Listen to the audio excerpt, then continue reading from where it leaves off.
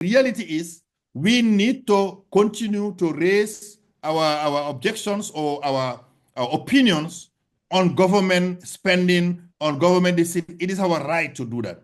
Reality is we need to continue to raise our objections or our opinions on government spending, on government discipline. It is our right to do that. Across two governments, the previous one and now, that it is much easier most of the time when you are outside speaking about government. But once you are inside and you see the system and you are part of it, then you realize that the challenges you are facing overwhelm what you thought you knew.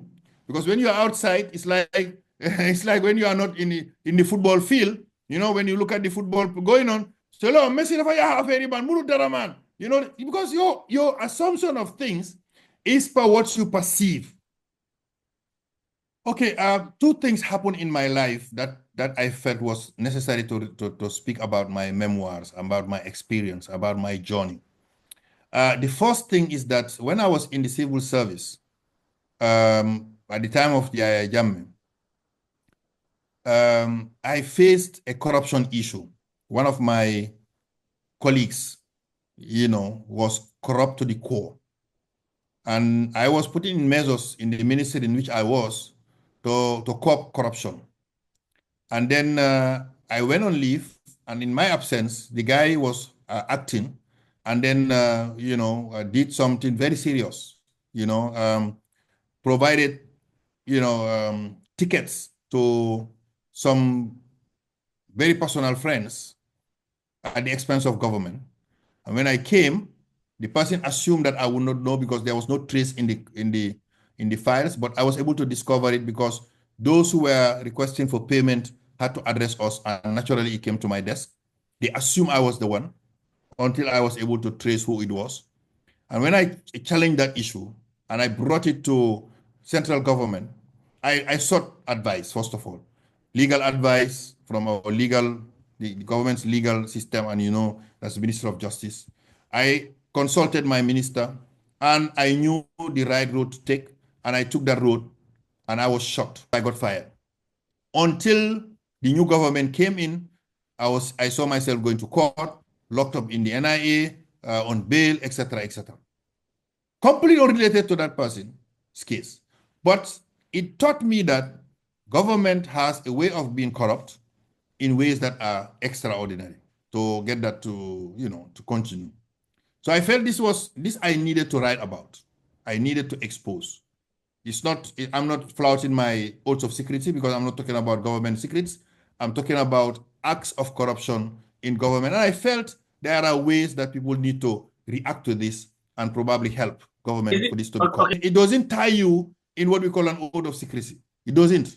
Now, in our society, though, this is why I said the corruption has to be defined in a very, very broader concept. Because unfortunately, we help our society to be corrupt because we do corruption acts without knowing, we are conscious that those acts are corrupt. For example, the moment you get a relative who is in government, you have somebody you want them to help you with, say, oh boy, key, if I pass exam, I want job, or you don't dimbale. Person might not be qualified for the job, but because doko dimbale and all those things, then you try to help that guy and give him the job for which the person cannot do, and eventually the person sits there and get paid for not doing the job. That's corruption. Or you keep asking the person, because mom, he's a permanent secretary or something, every day the family will come asking for money, asking for help, and the person doesn't know how to say no. Naturally, the person is always poor, and the expectations are high, and opportunities arises for him to get here money there, from government money there, and things like that. Sometimes they come and tell the permanent secretary, bro, we then book a travel for 15 days. Suñ fa demee nañ am xaalis bi waaye yow moom jaru nga travel nañ la jox sa njëgi fooy la fi yow jaru nga dem. That's corruption. But what is happening? People are tempted to take that. So in a nutshell, this is what happens often in government. Are you saying something that really happened in government? These are the subtleties of what is happening in government. As I said, sometimes we are not even conscious that they are corruption. Because you see, that's why I said definition of corruption is so wide that when we are defining corruption, we can exclude the society. It's our society that has helped corruption to be perpetuated by government officials. We are helping them be corrupt, and we cannot always point the fingers to them and leave ourselves. So we should all question ourselves, because we are all part of the corruption machinery. None of us is exclusively excluded. We have played a part in creating the society to be corrupt, because in our own warped mind, there is corruption means if the government official travels with per diem, that is corruption. If the government officials curries favors from a donor, how do they call it, an investor, who gives him maybe this amount of money to be able to do investment. That's what we understand as corruption. But we don't see corruption to be if your relative is being locked up or accused of something, they don't see that as corruption, because they see that just as a favor. But that's corruption too, because that's patronage. Because what you are trying to do is to tell an officer, a senior officer, to intervene on an issue that should have probably been investigated, follow due process. And if the person is innocent, no problem, the person goes home. If the person is not innocent, the person is taken to court as is required and punished. But no, you keep following the big guys until your relative is released.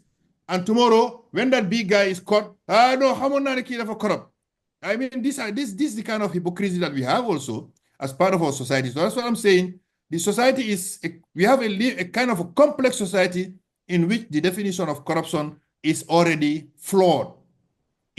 Is what we call, how they call it, too gray for people to just pinpoint it out. You understand? So it's very difficult for people to be honest in government, because suddenly the temptation to be corrupt is not made by them as individuals. Yes, there are individuals who are bad to the core, but there are very innocent individuals who have been pushed into corruption without them even being conscious that they are doing corrupt things until they are caught. So unless we educate our society on what corruption truly means, which I'm sorry to say, many people are talking about corruption, they don't even know what it means. Unless we re-educate our people what truly corruption means, a lot of things that are happening, whether it's in the central government, in the local government, in our societies, in the parastatals, in the backyards, in our own homes, with regards to people who are working for other institutions, we don't know that we are doing corruption.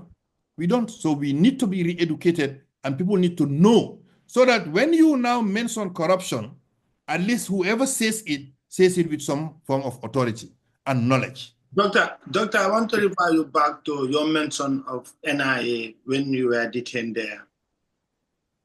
The mere mention of NIA sends shivers in the spines of many victims, who went through there. They know it's usually horrendous experience, torture, being made to sign statement under duress. So what really happened to you during the Jammeh time, knowing that and mayor going off to NIA detention is not a walk in the park? What went through your mind when you went there? Usually, coup plotters, serious crime perpetrators usually go there, or those who are really not on the good side of the Yahya Jammeh. If you look at my book, and that's just in a form of answering you. If you look at my book, my first chapter is a telephone call I received that is appointing me as permanent secretary, office of the president. And naturally, the first thought that came to me was, I'm going to be so close to power, meaning to Yahya Jammeh, that the chances of me being locked up is going to be very high. Because my perception of Jammeh at the time was, the moment he's not happy with you, he can lock you up immediately, and God knows what you will have to go through. Because I've seen a lot of people who have been locked up, a week, 2 weeks, people have been beaten up, people who've disappeared. So I wasn't really keen to take that position. But, if you read the book, you will understand why I had to take the job, etc., etc. Now, let's come to the NIA. Anybody who is told that your relative is arrested and taken to the NIA would not have any sleep. Because the first thoughts are, one, they would be tortured, they would be killed. And I went to the NIA immediately after, I went to the NIA in June. It was in April, 2 months earlier, that Sandeng was caught and was beaten in the NIA and was killed. I went there few days after the same people who were grouped in Sunday were being beaten at the NIA before they were taken to court. Few days after, the heads of the UDP were caught, taken to the NIA, eventually arrested. And the NIA was notorious for all these tortures that we knew was happening. So naturally, when we were arrested, we were taken to the NIA. The first thing we were expecting that is to round us up in the middle of the night and beat us up. But I have to say that we were shocked. I'm pleasantly shocked. I knew I was there with a lot of people who were crying. They were practically thinking that it is the end of their lives. But to be honest, we have never been taken at night, beaten anywhere. We have never been taken to mosquito-infested rooms. That has not happened to us. In fact, when we came, we found that even though we red carpet welcome. Well, I would call it red carpet. That would be a little too much. But yes, if you compare to what the horrors that has been narrated in the past, we would say that we came more into a VIP form of treatment. Because the rooms that we were in were very big rooms. It's like a hospital room where you have a lot of mattresses on the floor, very thin mattresses on the floor. And we were allowed to sleep on those mattresses. And, we practically locked up the whole day anyway. So we have to sleep there except for the toilet. So we sleep on those mattresses. And we also observed that the windows had what we call these mosquito gauges, so that the mosquitoes will not come in. And then we had a big screen where we could watch TV, these Arabian channels, at will. So it wasn't boring, if you understand me. Yes, it's lonely. You are locked up, but you are among colleagues. You all practically know each other, except maybe for few, and you talk about a lot of things. So you kind of enjoy the company. You don't enjoy, you lose your freedom, but you are not put in the form of a torture chamber where the others have experienced. The Imam Babalis, the host of others in the past were locked up and beaten in dark alleys. No. I didn't even know what Bamba Dinka meant when I was in an NIA. I didn't see Bamba Dinka at all. How come to escape this rough treatment? Were you reciting something, or you had some special, prayer that, made the officer to look the other way and then, spared you? This is unbelievable. Maybe you are trying not to make your family members, feel the anguish you felt when you went there. But it's completely unbelievable. Nobody goes. The truth is, when I inquired, because I was surprised myself, when I inquired, it turns out that Yankuba Baji, the one who was then the Director General of the NIA the time we were locked up, was himself fired and locked up there and had a taste of his own medicine. So when he was reinstated as DG, he decided to renovate the area with the expectation that he could come back again as a victim. So this was the blessing in disguise. That is number one. Number two, I in particular, as an individual, accepted my fate knowing that I wasn't wrong. I didn't do anything wrong.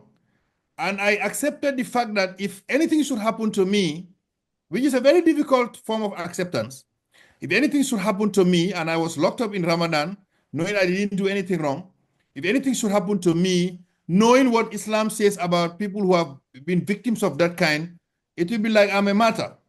It means as if I have been killed maybe as a result of a wrong that I have not done, and the chances are I will go to Jannah. And who doesn't want to go to Jannah? I don't want to die. But if I'm conditioned in a situation where I might die, I will accept the fate that if it should happen, then I'm going to probably get a better life in the hereafter. So I think with that kind of iman, I was there, yes, as you've rightly said, I was doing my prayers, I was doing my zikr, I was doing a lot of things, but I was lighthearted, knowing that it could be a possible fate for me. Because I should expect that happening. It didn't happen though, but I was expecting that to happen anytime, for me to be tortured, to be beaten, or anything of that kind. You'll be surprised to learn that actually I reported myself to the NIA. Because the NIA were looking for me. They didn't know my home. They were, luckily for me, I never mentioned my home to many people. Only a very few people know where I lived, you know, especially my workplace. They didn't know at all, except for the driver. And unfortunately, fortunately for me, when the driver was called that night, they wanted to arrest me. The driver responded and said he doesn't know where he lived and rang off. And then tried to call my wife to inform her that they are looking for me during the night. My wife decided to wait until in the morning to inform me that the NIA are looking for me. Then I told her that we will not escape this, but I don't want the NIA to come to my home and do that kind of, you know, that kind of dramatic arrest in front of my family and create more trauma for them. So let me myself prepare myself and go and answer and accept my fate and leave everything to Allah. That's how I took a town trip and went directly to the NIA. In fact, I sat at the gate there for 30 minutes because those at the gate don't know why I was there.